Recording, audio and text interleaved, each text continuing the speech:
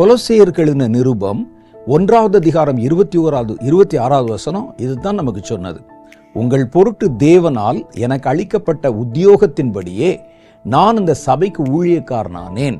கர்த்தர் தான் எனக்கு அப்பாயின்மெண்ட் போட்டு அந்த சர்ச்சை பார்த்துக்கன்னு என்கிட்ட பேசி எனக்கு அப்பாயின்மெண்ட் கொடுத்தாரு. கரெக்ட். 2வது ஊழியம் பாருங்களேன், தகப்பனுக்கு பிள்ளை ஊழியம் செய்வதை போல. இதை குறித்து அதே பவுல் சொல்றார் பிலிப்பியர்களின் நிருபம் 2வது அதிகாரம் 22வது வசனத்துல, மற்றவர்கள் எல்லோரும் கிறிஸ்து இயேசுவுக்குரியவைகளை தேடாமல் தங்களுக்குரியவைகளையே தேடுகிறார்கள்.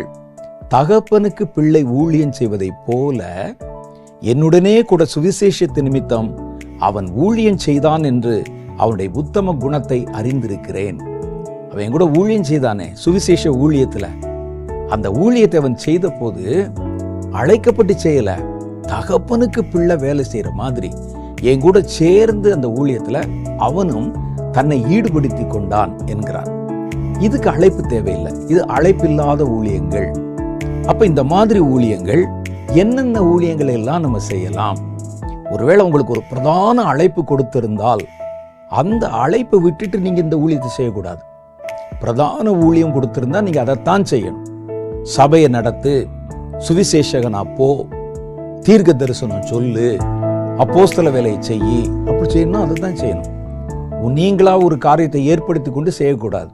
கர்த்தர் அப்பாயிண்ட் பண்ணிட்டா, அந்த அப்பாயின்மெண்ட் உங்களுக்கு கொடுக்கலன்னு வச்சுங்களேன், ஒரு அழைப்பு கொடுக்கலன்னா அதுக்காக நீங்க சும்மா இருக்கக்கூடாது. தகப்பனுடைய வீட்டில் பிள்ளையா இருக்கிறீங்களே, அப்ப பிள்ளை வேலை செய்யற மாதிரி உங்களை ஈடுபடுத்தி கொள்ள சில ஊழியங்கள் இருக்கிறது. இது அழைப்பில்லாமல் செய்யப்படுகிற ஊழியங்கள், தகப்பனுக்கு பிள்ளை ஊழியம் செய்வதை போல செய்கிற ஊழியங்கள். இந்த ஊழியத்தை செஞ்சாலாம் நீங்க இடறி விழுந்துட மாட்டீங்க, பாவத்துக்குள்ள போயிட மாட்டீங்க, அந்த பயமே நமக்கு வேண்டியதில்லை. இதுல என்னென்ன ஊழியங்களை நம்ம செய்யலாம் அப்படின்னா, முதல் காரியம் பாருங்க, சுவிசேஷ ஊழியத்தை செய்யலாம். சுவிசேஷ ஊழியத்துக்குன்னே அழைக்கப்பட்டு செய்யறவங்களும் இருக்கிறாங்க.